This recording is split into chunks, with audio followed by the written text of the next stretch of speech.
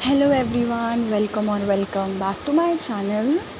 As you guys know, मेरे channel में मैं आपको साइकोलॉजी फॉर DSSB के एग्ज़ाम्स जो है वो कवर अप करवा रही हूँ. सो हमारे चैनल में ऑलरेडी 10 चैप्टर्स जो है वो कंप्लीट हो चुके हैं. So here I am with my new and 11th chapter. हमने लर्निंग पढ़ लिया था, ये उसी का नेक्स्ट पार्ट आप कह सकते हैं, वो है ये. So let's begin. But start होने से पहले अगर आप चैनल में न्यू हैं तो चैनल को सब्सक्राइब कर लीजिए, वीडियो को लाइक एंड शेयर ज़रूर कीजिएगा. Now let's get started.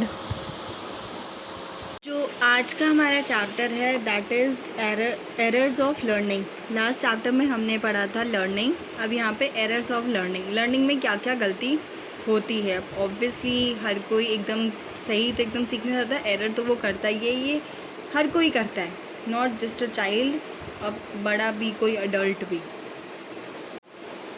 Last chapter में हमने पढ़ लिया था लर्निंग क्या होती है, उसकी क्या कैरेक्टरिस्टिक है, बच्चे कैसे कैसे कहाँ से सीखते हैं, वो सब कुछ पढ़ लिया था. अब हम देखेंगे यहाँ पे एरर्स ऑफ लर्निंग, क्या क्या गलतियाँ करते हैं.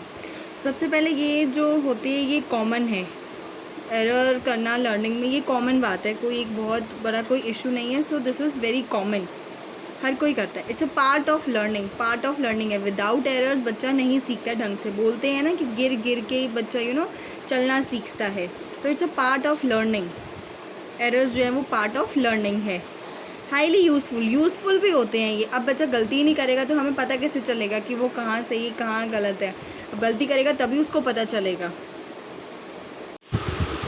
सो अब बच्चे ने गलती कर दी है तो टीचर को कैसे पता चले कि उस एरर से क्या वो होता है. तो by errors teachers get to know about children. यहाँ पे कुछ चीज़ें हैं, 5-6 ये लिखी है. तो सबसे पहले यहाँ पे है इंसाइट. अब इंसाइट में पता चलता है कि बच्चे के अंदर क्या चल रहा है, उस लर्निंग को लेके बच्चे के अंदर क्या कन्फ्यूजन है क्या नहीं है, उसकी इंसाइट हमें पता चलती है कि बच्चे के अंदर क्या है. टीचर्स करेक्ट कैसे करें, ये वो सब है. टीचर्स को क्या पता चलता है एरर से. हाउ चिल्ड्रन थिंक, बच्चा कैसे सोच रहा है, अगर वो इस हिसाब से लर्निंग कर रहा है तो बच्चा कैसे सोच रहा है ये पता चलता है. मिसकंसेप्शन, अब उसे किसी चीज़ के बारे में नॉलेज है बट गलत नॉलेज है या फिर आधी अधूरी नॉलेज है, तो उसे कुछ मिसकंसेप्शन है उस लर्निंग के बारे में या फिर उस नॉलेज के बारे में, यहाँ पे वो एरर कर रहा है. कंसेप्चुअल क्लैरिटी, उसे कॉन्सेप्ट लेके क्लैरिटी नहीं है, उसे पता तो है कॉन्सेप्ट लेकिन क्लैरिटी नहीं है, अच्छे से नहीं पता है उसे. रेमेडियल स्ट्रैटेजी, अब बच्चे को मान लीजिए कोई एक चैप्टर है वो हमने पढ़ाया, वो उसको समझ नहीं आया, तो अब उसके लिए रेमेडियल, हम जो वीक स्टूडेंट्स होते हैं उनके लिए रेमेडियल प्लान करते हैं. तो ये टीचर्स को पता चल जाता है कि रेमेडियल में कि एक्चुअली में हमें वर्क कहाँ करना है, प्रॉब्लम क्या है बच्चे की. अपॉर्चुनिटी भी होती है, वो बच्चा ज़्यादा सीख पाता है, एक टीचर के लिए भी अपॉर्चुनिटी होती है ये. टीचिंग इफ़ेक्टिव टीचिंग होती है अगर टीचर को पता चल रहा है कि जो बच्चा है वो कहाँ पे एरर कर रहा है, कहाँ पे गलती कर रहा है. अगर टीचर को ये चीज़ ही पता चल जाए तो उसकी जो लर्निंग, क्योंकि उसके जो स्टाइल्स है वो चेंज कर सकती है, कुछ और तरह से वो पढ़ा सकती है जिससे उसकी जो टीचिंग है वो बहुत इफ़ेक्टिव हो जाए. अब लर्निंग बच्चे ने कर ली है और टीचर ने भी और हमने देख लिया है कि टीचर भी लर्निंग से क्या कर सकता है, एरर्स अगर होंगे तो क्या हो सकता है. अब यहाँ पे करेक्ट कैसे करें हम उस एरर्स को, यहाँ देखेंगे. तो सबसे पहले डोंट क्रिटिसाइज़. अगर बच्चा कोई गलती करे लर्निंग अपना सीखने में, तो ये नहीं कि आप उसको बोलो अरे क्या है, बेइज्जती नहीं करनी है उसकी, क्रिटिसाइज़ नहीं करना उसे, अदरवाइज़ वो डीमोटिवेट हो जाएगा. And second, don't interrupt. अगर बच्चा कोई चीज़ बोल रहा है तो पहले आप उसको बोलने दीजिए, उसके बाद जाकर आप उसे समझाइए कि नहीं बेटा ऐसे नहीं है, ये ऐसे. इंटरप्ट नहीं करना इमीडिएटली, एकदम से नहीं बोल देना, पहले सुन लो पूरा. उसके बाद बच्चे ने जैसे ही स्टार्ट किया आपने एकदम से उसको बोला कि नहीं गलत है, ऐसे नहीं करना, पहले सुन लो. उसके बाद लेट देम आस्क क्वेश्चन, उनको फ्री छोड़ दीजिए क्वेश्चन पूछने के लिए. जितने वो क्वेश्चन पूछेंगे उतने ही डाउट्स आएंगे और उतनी ही उनकी इफ़ेक्टिव जो है वो लर्निंग होगी.